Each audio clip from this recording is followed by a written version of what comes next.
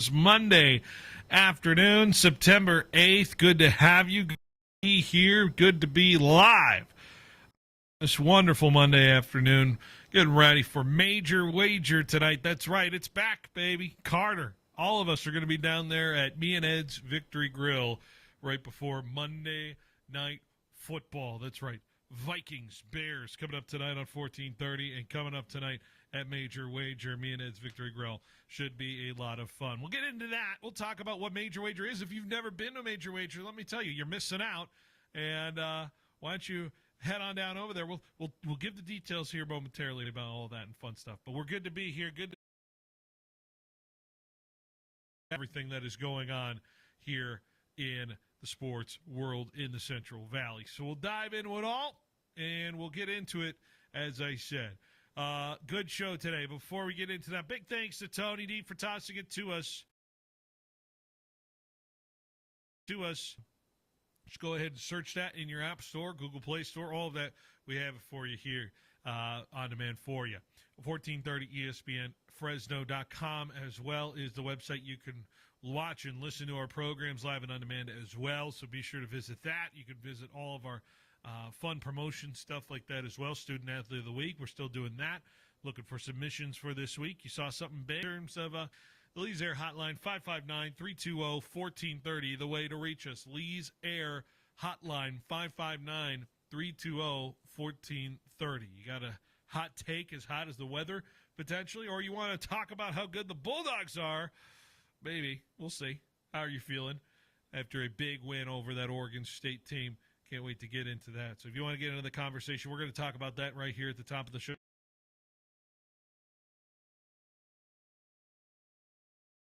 82. Might need to bring a jacket. I don't know.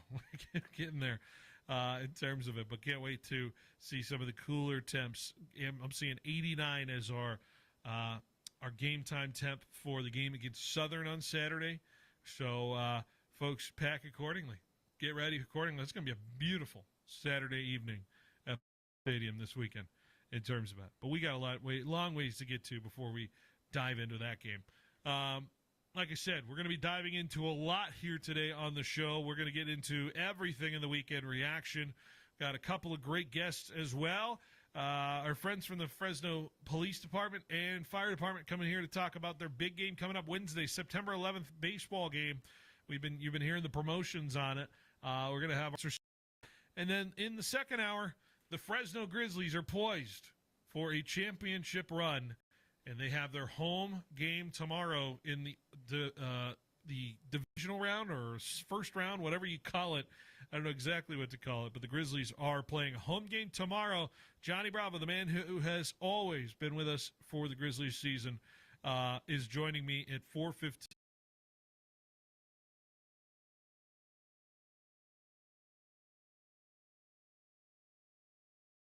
That's right. We have the game tomorrow night on 790, and then the road games, which will be Thursday and Friday.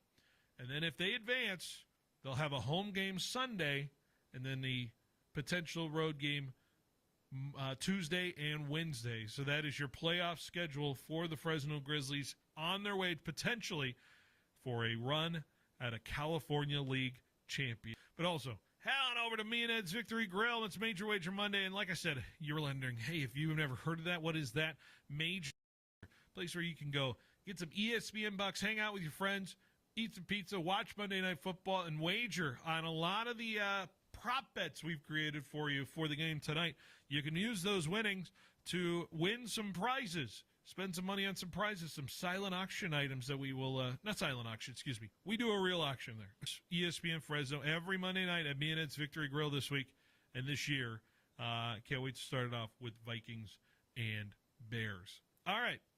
Before I get into anything, before I talk about anything on the show and what we have witnessed from the sports weekend, of course, I always have to ask the question that's always on my mind on these Mondays.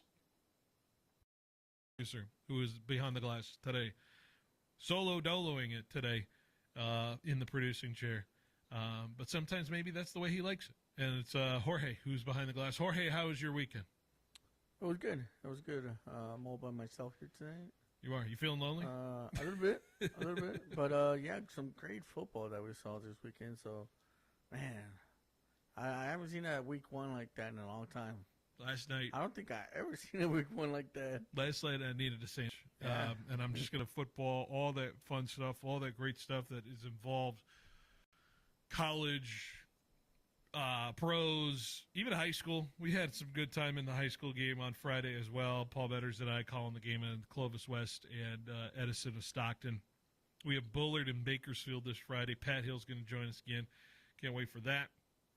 So we'll dive into it all. I think I'm going to save the high school takes for them. But let's dive into the number one thing, which was Fresno State football, I think, is the where we start. Fresno State, a win at Oregon State. First time ever in program history at Oregon State. We've been in Oregon State before, but to go to Corvallis and the chainsaws and the craziness of the football game with all of the different plays, all of the different special team shenanigans that Oregon State was dealing with, game-sealing, field goal, and then, of course, the game-sealing pick six as well.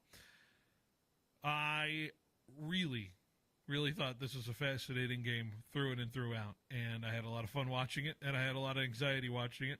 I consumed it at the Red Wave Inn. Shout out to the Red Wave Inn right across the street from campus. We create a fun atmosphere, and man, we were going through it. We were going through it in that place, but it was good to hang out with friends and watch it. Jorge, how did you watch the game on Saturday? I was home. Got there just in time to start watching it. Yeah, because you were wrapping up with Paul, right? Yeah, we wrapped up with Paul and finished up, and once we got that all together, yeah, it was. I probably missed like the first 10 minutes of the game, but everybody did. Let's be honest, everybody did, because the CW and the CW app, you saw all that drama, right? With everything like that, with couldn't play the game on their app. Eventually, I guess the Pac-12 finally tweeted out that they have to watch that in some form or fashion. I actually set up my antenna and catch that on channel 53. Hey, yeah, they're locally, the CW there. So I had to stand up sometimes to change it because it's kind of bad. But other than that, I caught most of it. Yeah. So many things in this game that were so strange from a perspective of watching football. So much of it benefiting the Bulldogs. Once again, it felt like the Bulldog offense was playing somewhat decently. It wasn't like the A+ or A game for me. It was the B game of the offense, where there were times where the answer is what the hell happened with special teams for the other team. But there's one thing to be the beneficiary of bad play by another team. It's the other side of the coin is to be opportunistic when those teams play horribly on an aspect of football. And I'm sure everybody else was keying in on, okay, what's going to happen here with this field goal unit, or what's going to happen with this punting unit? I remember an experience right before the punt situation. Remember where Fresno State was a guaranteed play for them, and I was talking to friends. I'm like, I am locked up. This could go horribly. And sure enough, we all started cackling in the bar at Red Wave, and everyone was losing their mind, and it just kept going. Comedy of errors. And I think it was Adam Carrillo who returned it for a touchdown. Local Clovis guy able to do it, and the Bulldogs taking a lead right before the half in terms of it. So just a wild sequence. But that was awareness in terms of the Bulldogs. Yeah, because like that, I thought it was a dead foul ball, and it did. I was praying it wasn't. Yeah. So the dogs would take over at the spot of the foul. But well, they said if they didn't touch the ball, it would have been first, because Matt Eds cleared it up. It would have been first and goal. It was ball at the 4. First and goal. Yeah. But then again, our red zone wasn't really particularly great getting into the end zone. Mention in terms of the end of it. But to me, that was the play of the game last. I feel like my play of the game was the sack. Right when they were going down. I felt like that changed the momentum. Yeah. Because otherwise, I feel like they would have scored, and then the Dogs would have caught up. Mm-hmm. But when he sacked them there, I think it was fourth quarter, right? Yeah. Yeah. And it felt like you had a chance. Like the Dogs had a chance. Like, and the little momentum that Oregon State had recovered from that drive that they were going, had just stopped. Everything stopped. Jaden Davis, I think, was the one that had the big sack in that last bit of drive. I'm going to look for the play in the play log if I can find it here. We're going to the fourth quarter, right? Looking for it. Yeah, because they were traveling they were passing the ball well, and they were moving quickly, and all of a sudden once that, I think it was third down. I think it was third or fourth down. Jason Jacks had the big sack with about 5 minutes to go. Yeah. Then they kicked the field goal that was very short. You remember the ball just kind of rolled up to the kicker, rolled up to the snap guy or the holder. That's what I'm looking for. That was a big play too. Yeah, you're right. Pushing it out 40 yards, you should typically hit that, but because the ball was rolled up as a snap, that really screwed things up because that would have put Oregon State into a 2-point game, and then of course, I don't know. Here's where I ask you the question: 2:13 to go. You're in your own territory. It's 4th and 2. You go for it and run out the clock for the Bulldogs. I'm not second guessing anything that happened. We won the game. I wonder if there was a little could we have been a little aggressive there at 4th and 2 regarding the fact that I felt like OSU need to score the touchdown anyway, and they did. By the way, they did with 1:26 to go. So regardless, I don't know if it would have mattered anyway. Oregon State was moving that ball in the final drive. So, but I feel like you were going to give the ball back at the 30. And a lot of people are looking at the way that special teams played and how many errors they had, but there were also a couple errors in the coaching staff. And that doesn't mean it's not unusual that happens, but it's not, everything's not just special teams. I feel like when you lose as a team, not just individuals. Now, a lot's still being made, and I think it was still being made in the media with the interception that EJ threw. It's another one, and he's still without a touch. He ran for a touchdown, so he has a touchdown in his tally, and people are going to make that part of it. But I like how he's using his legs a lot more. I think that's a plus in terms of it. But people are still paying attention to the interception. I'd encourage you to go watch Kurt Warner on Twitter. And Kurt's the biggest defender of E.J. Warner, and you could view it in the biased lens. But he does do a good job of explaining when E.J. threw that ball, right as he threw it, Josiah Freeman was bumped off his route. And you can't anticipate that if you're a quarterback, if a player is going to be illegally touched down the field in terms of that. So you could chalk it up as a potential miss by the refs of Josiah Freeman getting bumped off the route in terms of that, and that's why the DB had a better shot at it, because Freeman was put a little more flatter in terms of the post route instead of him actually going and beating somebody deep. So it was an interesting perspective. I still don't think the throw should have been made, but I understand why it looks so bad, as opposed to, oh my God, why is he doing this? It was 15 yards over the head of his own receiver. You know what I mean? Okay, so I feel as though the Bulldogs are better off with him, and they could win more games than any other quarterback that they have in the chart. He can run, man. Look at that last drive. His legs made it happen. I mean, honestly, I think his experience that he has, yes. That was as good of a 2-minute drill as I saw from somebody since Hainer. He's not the best quarterback, but I feel the best we have. We haven't seen a game-winning drive like that in a bit as a quarterback, right? Correct. I'm trying to think of was Mikey a game-winning drive against Purdue? I think that was the last time we've had a game-winning drive that I can remember, when Mikey beat Purdue at the last minute, and we all were calling him Magic Mike, Magic Mikey, right? And since then, we haven't really had somebody who's been able to do the 2-minute drill, execute, and actually make it happen. And I commend him for it, because you could play scared in that situation because you threw 5 picks and you've turned the ball over and you're still that touchdown to happen. And I guarantee you we'll see that touchdown this week, because we all know what's going on this week in terms of Southern and Fresno State. And if it doesn't happen that way, then all things do it. But anyways, Good win by the Dogs. I want to dive into it more, but I know we have our guest here still waiting, so I want to make sure we get into that. So we're running out of time here in this first segment. So let's take a break. What are your thoughts on the Fresno State Bulldogs win at Oregon State? Historic win. First road win for Coach Entz. First road win at Oregon State. Bulldogs 2-1. Got Southern this week. Suddenly we could be in store for a decent potential win streak here for the Bulldogs. So we'll keep that conversation rolling. Behind the Bench is just underway here on 1430 ESPN Fresno, the Valley's local sports leader.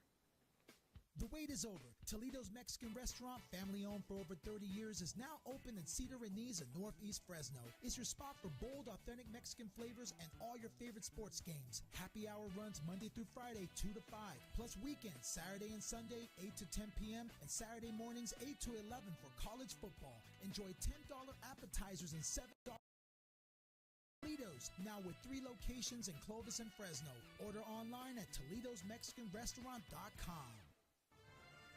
Sports fans of the Central Valley, are you ready to step up your game day grilling? Step into the Butcher Boss and discover winning flavors the champions crave. Ask about their 5 for $35 deal, where you can feed up to 5 people for $35 every day. Located right off the 41 north of Avenue 11, stop by the Butcher Boss today and become the boss.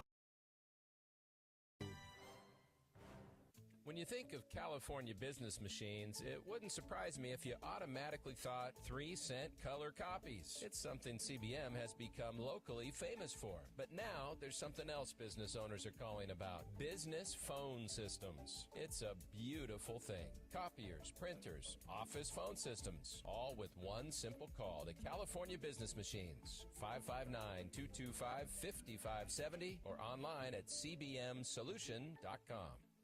Hey, it's Phil Bonatti from Behind the Bench for my friends at Valley Athletics, the new go-to sports facility in the Central Valley. Founded by Valley legend Vance Wahlberg and former Bulldog volleyball coach Jonathan Winder. Valley Athletics allows athletes to really shine at volleyball, basketball, and pickleball. Visit valleyathletics.co right now to learn more about enrolling in our current volleyball and basketball offerings that include league play.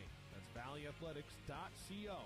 Proud sponsors of high school athletics. At Helena Agri-Enterprises, we're committed to helping you make the best agronomic decisions for your farm. That's why we combine cutting-edge technology with superior product. Helena's Agri-Intelligence Solutions in-depth analysis to identify potential problems in the field before they take root. Combined with a complete line of high-quality crop production and crop protection inputs, Helena has the tools to help you increase productivity, enhance performance, and maximize your return on investment. Contact your local Helena representative or authorized dealer to create the right plan for your farm with Helena Products and Agri-Intelligence Solutions. From the roar of Valley Children's Stadium to the heart of the Red Wave, Fresno State football ignites the Valley, and Precision Civil Engineering is proud to help power that momentum. Named 2024's best engineering firm by the Business Journal, Precision Civil Engineering delivers top-tier planning, surveying, and design building, the backbone of the Central Valley. Proud partners of Fresno State Athletics, because when the Dogs rise, the Valley rises. Go Dogs! Visit precision.net today. Hey everybody, Paul Metters here, host of the Central Valley Sports Report. I want to give a big shout out to Clovis Stone, Masonry, and Landscape Supply, proud supporter.